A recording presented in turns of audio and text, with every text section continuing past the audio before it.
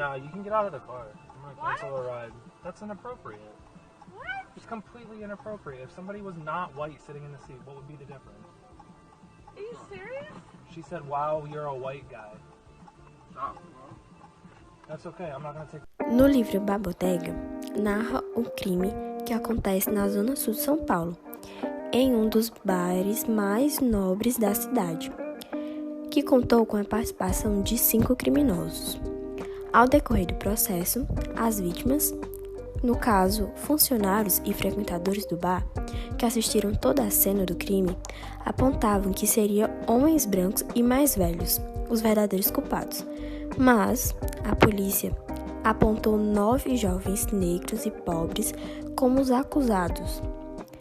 Como não tinham provas suficientes que incriminassem os mesmos, por que então estes jovens continuaram presos e torturados, mesmo com o conhecimento da polícia, que não se encaixavam no perfil dos verdadeiros culpados? É nítido que o preconceito também teria sido motivo para tudo o que aconteceu.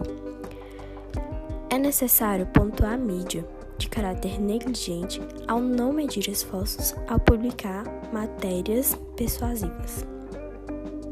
Adiante são encontrados os verdadeiros culpados pelo crime. Se tratava de homens brancos e mais velhos. No final do livro, um repórter procura os jovens presos injustamente após 10 anos. Ele mostra a situação que viviam em bairros humildes e de difícil acesso, longe dos centros urbanos e alguns na periferia. A Polícia Civil de São Paulo investiga um suposto caso de racismo que ocorreu na noite desta segunda na estação Ana Rosa do metrô. Bom, inicialmente, os filmes, tanto dos Irmãos Naves como o filme Olhos se Condenam, juntamente com a minissérie, não esquecendo, em especial do livro Babodega, tem um ponto em comum de maneira negativa, que é o quê? A mídia em geral, seja ela internet, jornal, TV ou outro meio de comunicação, e tudo que ocorre de maneira alienante, mesmo de maneira velada. A maneira que tratam ambos os casos, dos jovens negros e Irmãos Naves em específico, é nitidamente repercutido como um espetáculo alienante. É como se fosse um reality show, um episódio que a cada dia que passa é gravado e acompanhado.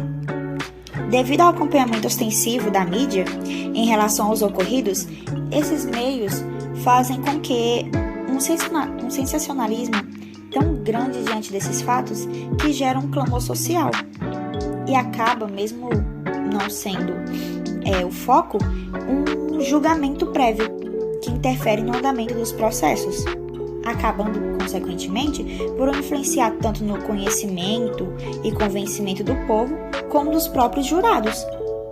Pois, nesses e outros casos, a mídia tem um poder de quê? Poder de manipular essas informações e fazer com que esse sensacionalismo, as maneiras que é apresentado e às vezes a maneira que é entregue ao povo e a todo mundo que está assistindo, escutando ou lendo, seja de maneira errada ou seja de uma maneira que não é a real e às vezes nem é o próprio julgamento. Fala que eu pareço. Fala que eu pareço. Que eu pareço. Imundo, não encosta na minha cachorra. Sujo, imundo. Olha, eu vou cair fora por quê? Eu não quero ficar com ele. Não quer subir no mesmo elevador que eu, ó. Mulher não quer subir no mesmo elevador que eu. Vai subir. Quero. Olá, meu nome é Matheus e hoje eu vou apresentar um dos principais tópicos que não só interliga o caso dos Irmãos Naves, como também o caso Bodega, que é a agressão direta à dignidade da pessoa humana.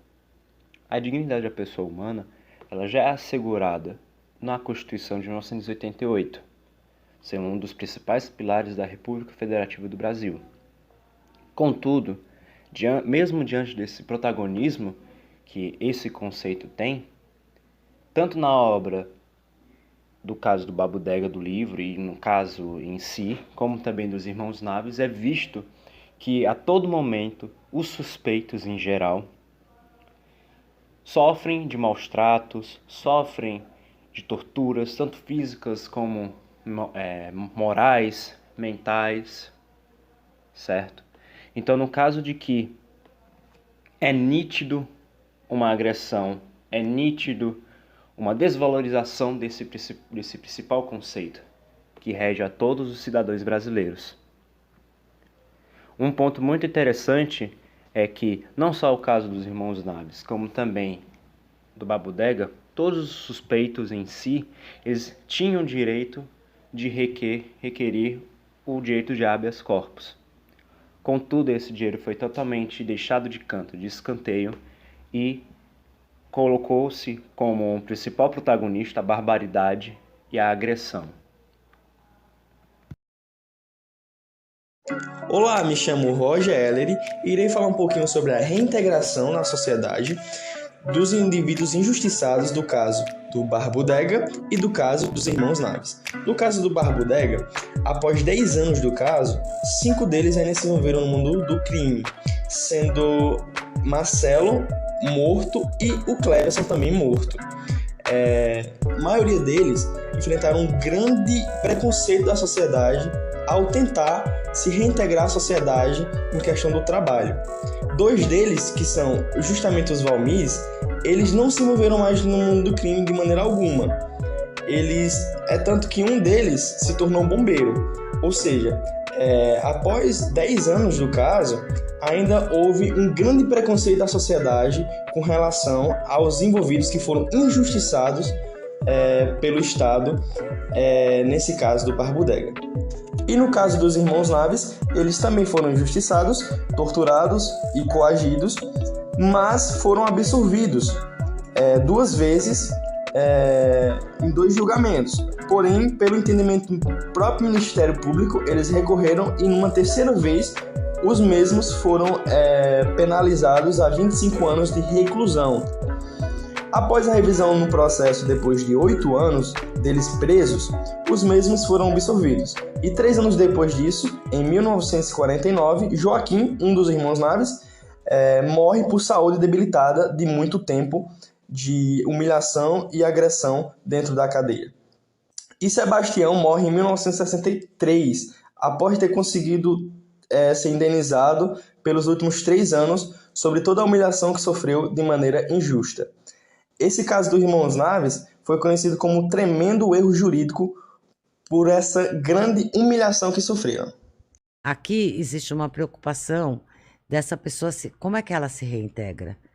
Então, dos 20 anos que ela pegou, quando ela cumpre X lá, acho 2/5, sei lá, da pena, se eu não me engano, advogados me ajudem, mandem para o chat qual por favor. Veio aqui um advogado criminalista, ele explicou bastante então, sobre isso. Aí ele começa uma progressão de regime, ele vai sair nos 5 feriados que são para todo mundo.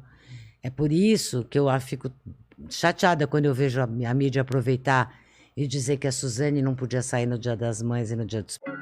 A reintegração dos presos na sociedade é um tema cada vez mais importante na discussão do sistema carcerário e da justiça criminal. A ideia é que após o cumprimento da pena, os indivíduos possam voltar a ser um membro produtivo e respeitado na sociedade, evitando a reincidência e sem dar continuidade ao ciclo de violência e criminalidade. Para reverter esse quadro, é preciso investir em políticas públicas que garantam a reintegração dos presos à sociedade. Isso inclui programas de formação profissional, educação e saúde dentro dos presídios, incentivos fiscais para empresas que contratam ex-presidiários. Também é importante que a sociedade perceba a importância de dar uma segunda chance a essas pessoas. Infelizmente, a gente vê aqui no Brasil que a realidade é outra. Os presos têm muita dificuldade em se reintegrar na sociedade. Muitos enfrentam preconceito e discriminação por parte de quem já sabe da condição de ser ex-presidiário, dificultando assim a obtenção de emprego, moradia e até mesmo convívio social. Além disso, muitas prisões não oferecem o treinamento vocacional ou programas educacionais, dificultando ainda mais a reintegração para o prisioneiro.